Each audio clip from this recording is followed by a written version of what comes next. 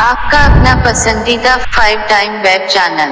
अचो तो नाज़रीन ज़ाहिद अली ज़ाहिद खां पुछूं था त हींअर असांजे नाज़रीन खे कंहिंजो कलाम ॿुधाए थो। हींअर साईं तमामु मूं वटि बहितरीनु शाइरी आहे। असांजो मोतबर शाइर तमामु अदबी हवाले सां शाइर मेहरान धामराई साहब जी मूं वटि बहितरीनु शाइरी आहे, उहो पेशे ख़िदमत कंदासीं। इंशाअल्लाह तव्हांखे ज़रूरु पसंदि ईंदो।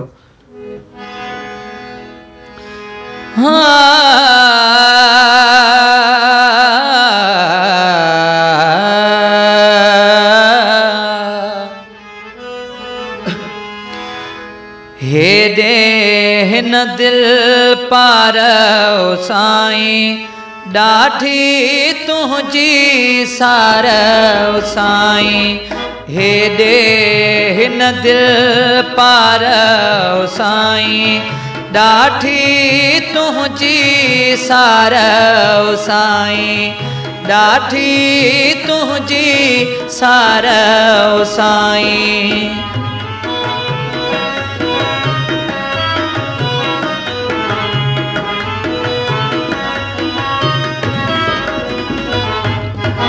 ईंदा रहंदा ईंदा रहंदा ईंदा रहंदा वींदा रहंदा,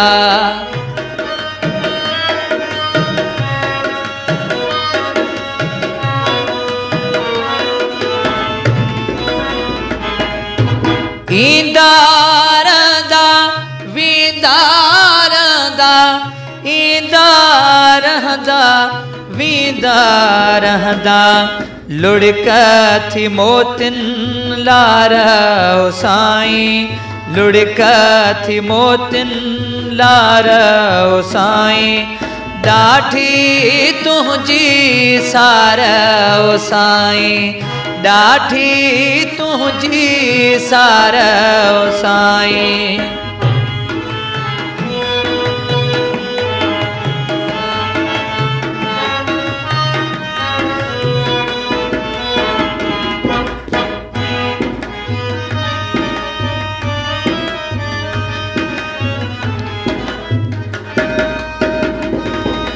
तुझे लहजे साथी व्याहिल, तुझे लहजे साथी व्याहिल,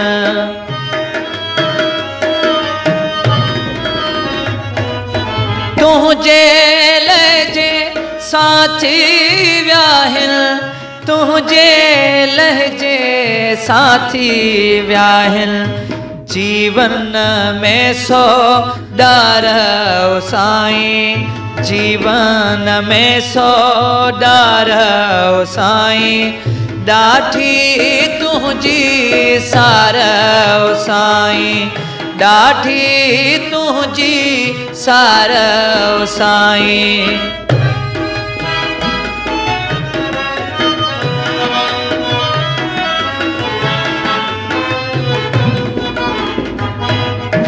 खाली आहे खाली रहंदी, खाली आहे खाली रहंदी,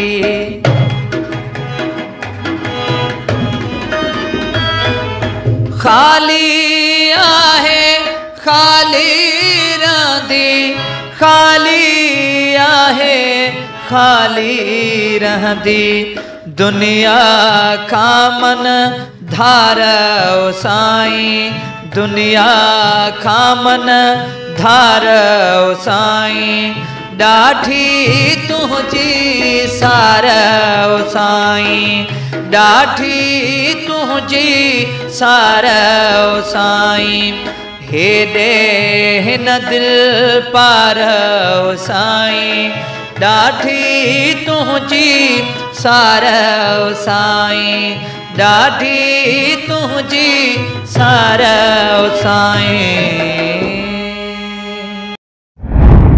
आपका अपना पसंदीदा 5 टाइम वेब चैनल।